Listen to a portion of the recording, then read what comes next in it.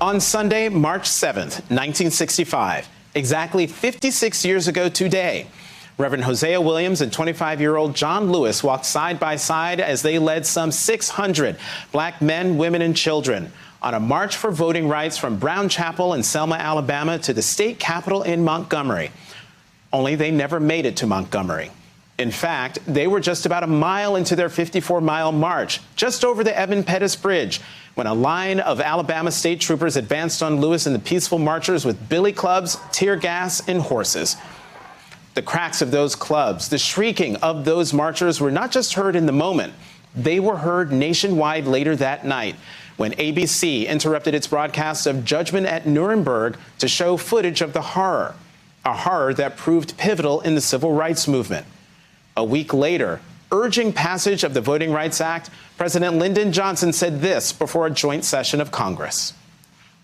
Many of the issues of civil rights are very complex and most difficult. But about this, there can and should be no argument.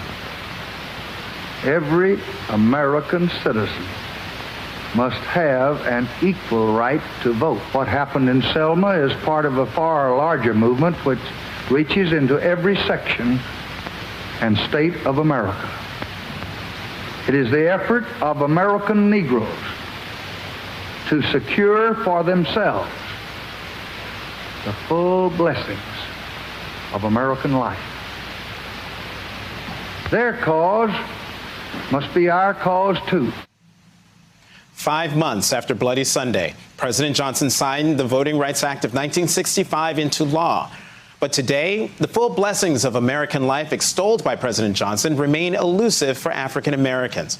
And their equal right to vote has been under relentless assault since 2013, the year the Supreme Court gutted the main provision of the Voting Rights Act that forced certain states to get Justice Department approval of voting changes. Last week, the Supreme Court heard arguments involving voting restrictions in Arizona that could destroy what's left of the Voting Rights Act. Also last week, Georgia Republicans started moving state legislation aimed at restricting access to the ballot in a number of ways, including leaving it up to each county whether to have any Sunday early voting, a blow to the Black Get Out the Vote After Church effort known as Souls to the Polls. Of course, this is happening after President Biden became the first Democrat to win the state since 1992, and after Democrats won both of Georgia's U.S. Senate seats. But the American spirit, and specifically the spirit of Black Americans, will neither be diminished nor deterred by any of the efforts to deny them the right to vote. Biden's executive order on voting access today is a major assist. What Donald Trump did during his disastrous and destabilizing tenure in the White House was remind all of us how precious our democracy is, how precious our Constitution is, and how if we want its words to truly mean something, we must actively work to make them mean something. The late John Lewis would call that good trouble. It's what brought him to that bridge spanning the Alabama River 56 years ago today. And if there is anything worth getting into good trouble over, it's safeguarding the right to vote of every American citizen.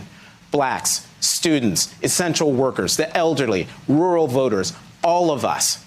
Damn it, it's our country too. I'm Jonathan Capehart, and this has been The Sunday Show. Hey, thanks for watching our YouTube channel. You should know that you can follow today's top stories and breaking news and catch up on your favorite MSNBC shows all in one place. Download the NBC News app today.